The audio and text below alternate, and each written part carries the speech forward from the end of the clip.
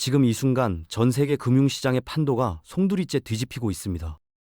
중국이 수십 년간 유지되던 가짜 은거래를 전면 금지했고, 튀르키예는 한 달 만에 세계 공급량의 10%에 해당하는 은을 긁어모으고 있죠. 러시아의 달러 복귀설로 시장이 10% 급락했지만 알고 보니 전부 거짓이었습니다. 애플 한 기업의 시가총액이 전 세계 금광 주식을 합친 것보다 10배 크다는 사실 믿기시나요? 대중이 두려워하는 지금이야말로 숫자 뒤 진실을 보는 이들에겐 일생일대의 기회입니다. 종이 자산의 환상이 무너지고 실물이 다시 왕좌를 되찾는 역사적 순간. 지금부터 그 모든 증거를 하나씩 풀어드리겠습니다. 금 가격이 주간 마감 기준으로 사상 최고치를 또 한 번 경신했습니다. 단순한 숫자 노름이 아니에요. 이건 전 세계 금융계에 보내는 강력한 신호탄이거든요. 그동안 자산의 5%도 안 되게 귀금속을 담아두던 거대 기관들이 지금 당황하고 있습니다. 포트폴리오를 전면 재검토해야 하는 상황에 몰린 거죠. 재밌는 건 금이 오르면 은도 따라 폭발한다는 역사적 패턴입니다. 금은 신호탄이고 음은 그 뒤를 쫓아 더 크게 터지는 폭죽 같은 존재거든요. 1980년대에도 그랬고 2011년에도 마찬가지였어요. 금이 먼저 고점을 찍으면 은은 그 배율로 뛰어올랐습니다. 지금 시장에선 일시적 조정이 나오고 있어요. 하지만 스마트 머니는 흔들리지 않습니다. 오히려 인내심 없는 개미들이 던진 물량을 조용히 받아 담으면서 장기 포지션을 쌓고 있죠. 월스트리트의 큰손들은 이미 움직였습니다. 이들은 알고 있습니다. 지금의 흔들림이 더 큰 상승을 위한 숨고르기라는 걸요. 중국 정부가 드디어 칼을 빼들었습니다. 수십 년간 귀금속 시장을 지배해온 종이 은 거래를 전면 단속하겠다고 선언한 거죠. 종이 은이 뭐냐고요? 실물은 하나도 없으면서 서류상으로만 오가는 가짜 거래를 말합니다. 공매도, 파생 상품, 재담보 설정 같은 것들이죠. 은 1톤이 실제로 존재하는데 그걸 갖고 100톤, 200톤치 계약서를 만들어 팔아댄 겁니다.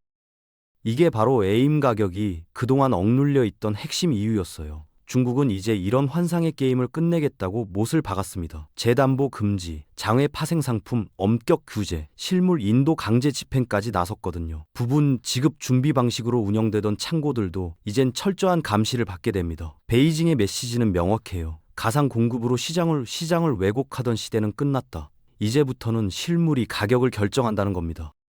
서구 금융 세력이 만들어 놓은 종이성이 무너지기 시작한 거죠. 전문가들이 현재 파생 상품 시장을 도박장에 비유하는 이유가 있습니다. 룰렛 테이블에 칩 하나가 놓여 있는데 그 칩 하나를 놓고 수백 명이 베팅하는 구조거든요. 실물 이임은 한 온스가 있으면 그걸 담보로 10명, 20명에게 동시에 계약서를 팔아넘긴 겁니다. 누가 진짜 주인이냐고요? 서류상으론 다 주인이에요. 하지만 실물을 요구하는 순간 게임은 끝나죠. 이런 사기극이 지난 수십 년간 금과 은 가격을 땅에 눌러 놓았습니다. 중국의 규제 강화는 바로 이 허구의 게임을 더 이상 용납하지 않겠다는 선전포고예요. 하나를 여러 명에게 파는 부정직한 관행이 사라지면 어떻게 될까요? 가격 결정권이 다시 실물 수요로 넘어옵니다. 종이 계약서로 억눌렀던 뚜껑이 열리는 순간 진짜 가치가 폭발하는 거죠. 가상의 공급이 제거되면서 금과 은 시장은 조작된 가격에서 벗어나 본연의 모습으로 돌아가는 역사적 전환점을 맞이했습니다. 이제 게임의 룰 자체가 바뀐 겁니다. 과거의 가격 전쟁이 단순히 매수 세력과 매도 세력의 싸움이었다면 지금은 차원이 다릅니다. 가상 시장과 실물 시장의 정면 충돌이거든요. 서구 거래소는 여전히 종이 계약서로 가격을 눌러보려 하고 동방에선 중국과 인도가 실물을 미친 듯이 긁어모으고 있어요.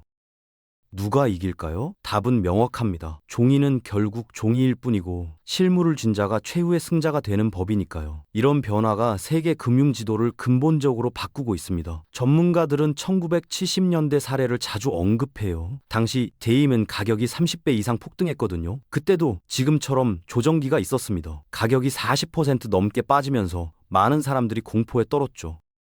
하지만 그건 더 큰 도약을 위한 숨고르기였어요. 단기 변동성에 흔들린 사람들은 역사상 가장 큰 상승장을 놓쳤습니다. 지금도 마찬가지예요. 깊은 조정 뒤엔 언제나 더 폭발적인 가치 상승이 뒤따랐거든요. 역사는 반복됩니다. 튀르키예가 지난 1월 한 달 동안 273톤, 약 900만 온스의 은을 수입했습니다. 전월 대비 4배 이상 급증한 수치예요. 이게 얼마나 엄청난 규모냐면 이 추세가 계속되면 튀르키예 한 나라가 연간 1월 온스 이상을 흡수하게 됩니다. 세계 공급량의 10%가 넘는 양이죠. 전 세계 광산에서 1년에 캐내는 은이 고작 8억 온스예요. 그런데 한 나라가 그중 10%를 싹쓸이하고 있다는 겁니다. 이건 숫자 노름이 아니에요. 실물 시장에 정말로 은이 부족해지고 있다는 증거거든요. 독일의 도매상과 소매상들은 지금 은을 구하려면 3개월 이상 대기해야 합니다. 돈을 들과도 못 사요. 물건 자체가 없으니까요. 이게 바로 현실입니다. 가상의 이야기가 아니라 지금 이 순간 전 세계 곳곳에서 벌어지는 일이에요. 실물 자산에 대한 갈증이 폭발하고 있는 거죠. 중앙은행들과 국가들이 앞다퉈 쌓아두는 이유가 있습니다. 먼저 확보하는 자가 승자가 되는 게임이 시작된 겁니다. 최근 블룸버그가 러시아가 미국 달러 시스템으로 복귀할 거라는 기사를 내보냈습니다. 그 순간 은 가격이 10% 급락했어요. 시장이 패닉에 빠진 거죠. 하지만 며칠 뒤 반전이 일어났습니다. 러시아 중앙은행 총재가 직접 나서서 이 보도를 전면 부인한 겁니다. 달러 복귀와 관련된 어떠한 논의도 없다고 못을 박았어요. 결국 가격 하락은 의도된 소문과 조작에 의한 것이었던 거죠. 시장을 흔들어서 약한 손들을 털어내려는 세력의 작품이었습니다. 러시아는 여전히 탈달러화 전략을 고수하고 있어요.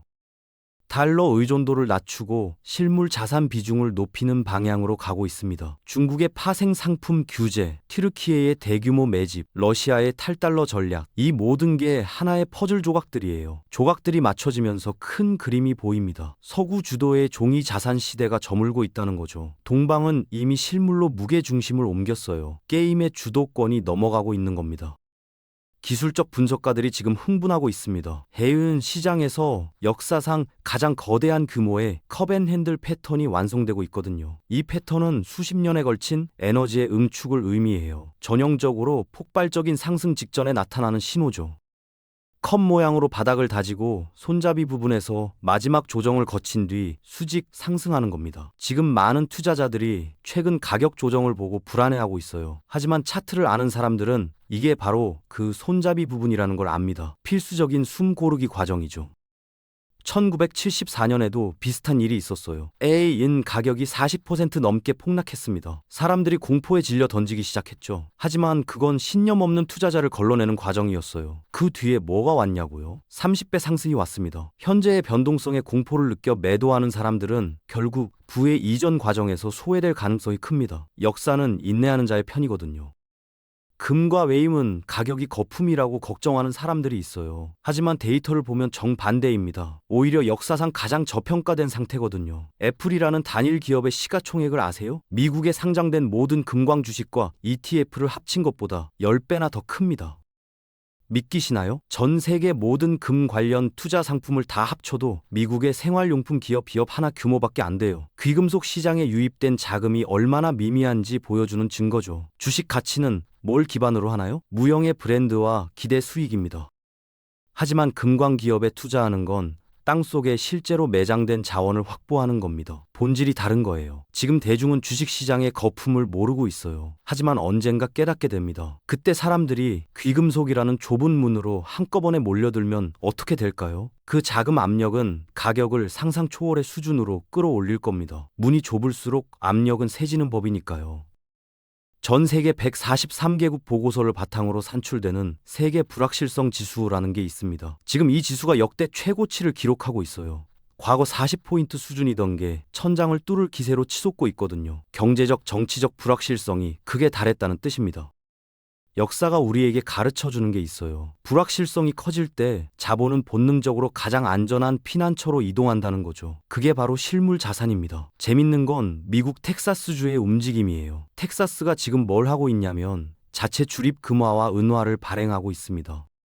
독립적인 금고까지 구축하면서 달러 시스템에 의존하지 않는 생태계를 준비 중이에요. 주 정부가 이런 짓을 한다는 게 무슨 의미일까요? 연방 정부가 발행하는 종이 화폐의 미래를 불신한다는 겁니다. 정부마저 실물 자산으로의 회귀를 서두르는 현상, 이게 우리에게 던지는 메시지는 명확해요. 준비하지 않으면 휩쓸린다는 거죠. 디지털 자산의 선두에 있는 암호화폐 거물들조차 지금 금을 사들이고 있습니다. 스테이블 코인 발행사인 테더를 아시나요? 이들이 보유한 금이 210억 달러 규모예요. 많은 국가의 중앙은행 보유량을 능가하는 수치입니다. 디지털 코인을 만드는 회사가 왜 금을 사들일까요? 답은 간단해요. 가치 보존이 필요하기 때문입니다. 블록체인 기술로 금을 토큰화하면 뭐가 좋으냐고요? 전 세계 어디서나 24시간 거래할 수 있는 새로운 파이프라인이 열리는 겁니다. 이건 엄청난 변화예요. 디지털 세대의 막대한 자금이 전통적 안전자산인 금과 애문 시장으로 유입될 통로가 마련된 거거든요. 20대, 30대 젊은 투자자들이 스마트폰으로 금을 사고 팔 수 있게 된 겁니다. 동방의 실물 인도 강제와 서구 디지털 자산의 결합, 이 두 가지가 만나면 무슨 일이 벌어질까요? 실물 자산의 가치를 재정의하는 강력한 촉매제가 됩니다. 새로운 세대의 돈이 오래된 가치로 흘러들어오는 거죠.